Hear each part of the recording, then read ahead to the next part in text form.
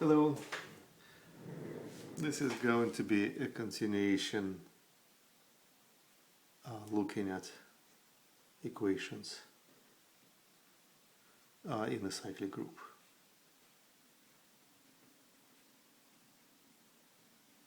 So let's call it part 2. So the first video was about really characterizing cyclic groups through equations, through sets of solutions of certain equations. Now we look at a generic situation when the right hand side of this power equation is an arbitrary element in an abelian group. And so we're looking for solutions, elements of this group as well, which make this true. So the first fact, which works just for any abelian group, not necessarily for a cyclic one, is a necessary condition for solvability. So this is solvable only if something happens for the right hand side. And this condition is in terms of the order of the element on the right. And that has to divide the order of the group divided by the greatest common divisor of the order group and this power. So that is a number which is a divisor of G, and so with this one it's a divisor of G a priori by Lagrange's theorem, but it has to be a divisor of that quotient. So the way of arguing it is very similar to what we used in the first installment of equations in cyclic groups. We treat this power as a function, as a homomorphism. So we have homomorphism from the group to itself, which takes an element and raises it to the kth power. And as any homomorphism, we can analyze it by looking at a certain subgroup, which is the kernel of it. So the kernel of the homomorphism is everything which is mapped to the identity.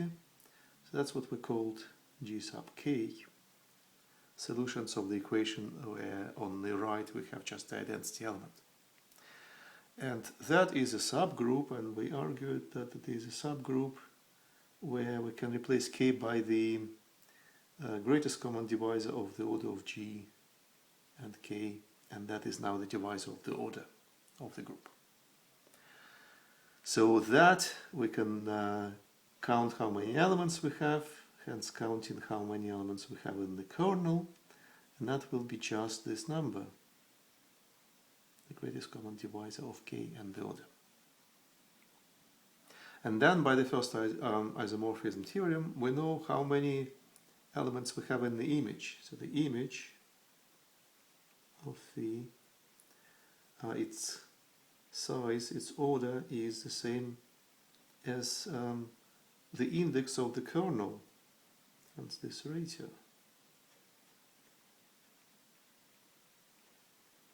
And in our case, for our homomorphism, that is what we have.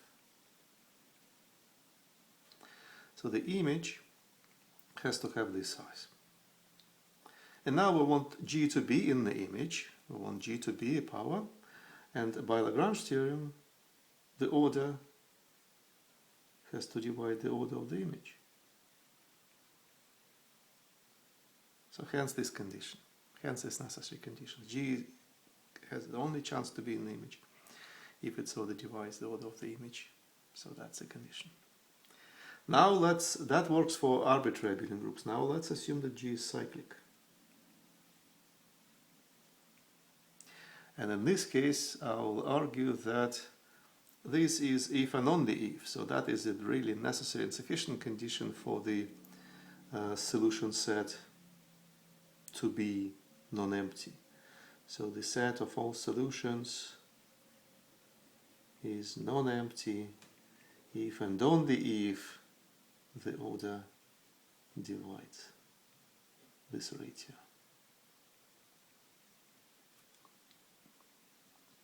And again, it's a combination of this homomorphism trick and then the special property of cyclic groups. So what we can again be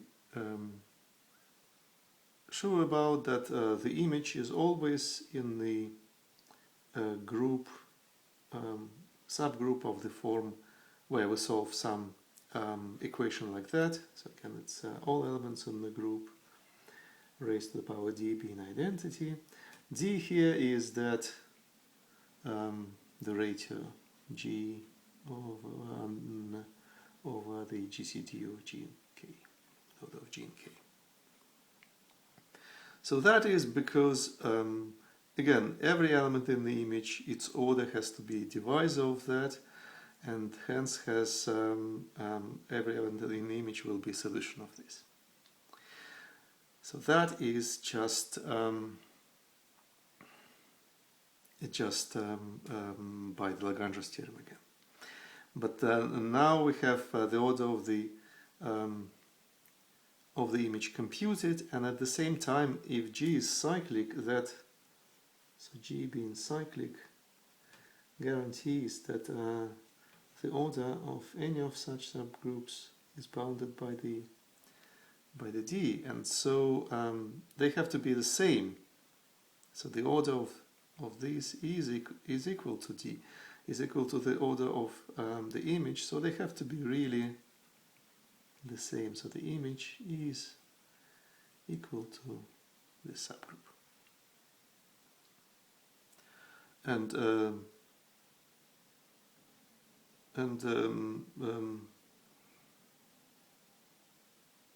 So yeah, so we're done.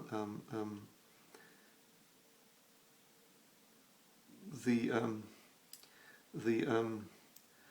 guarantee that if we have this division statement that we have a non-trivial solution is coming from the effective surjectivity of the map. So if G satisfies this condition, if order of the G divides this, so G becomes an element in here. But now we know that any element of here comes from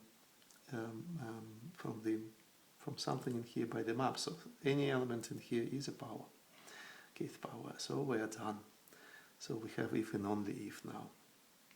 So that is a criterion in a cyclic group when we have any solutions of our equation.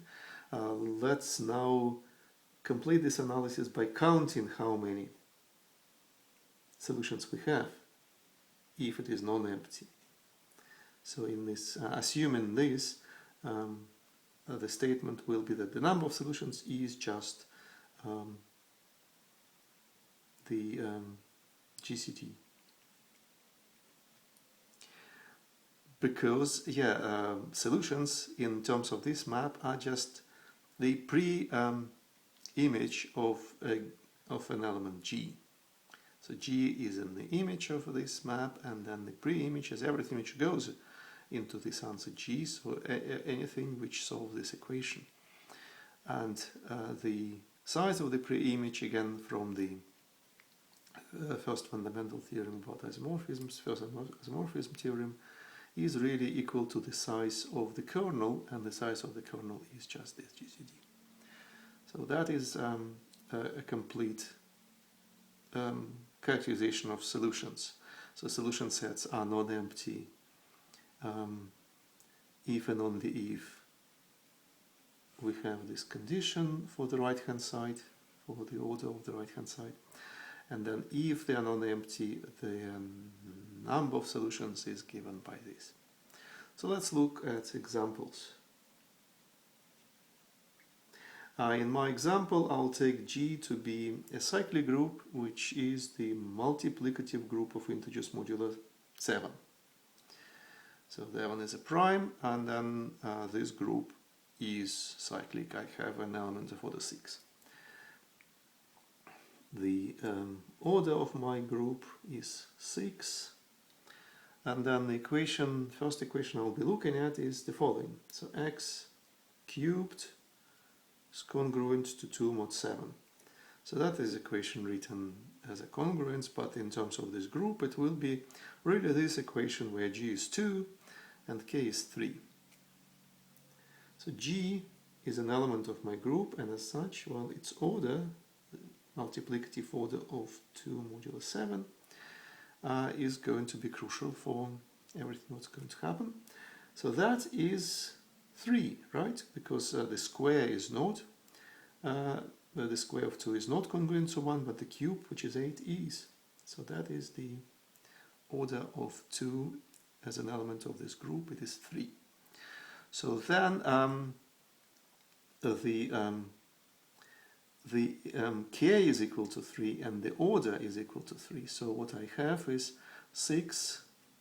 So the order of 2 with respect to the order of the group, where I take I divide by this GCD, which is 3, so which is 2.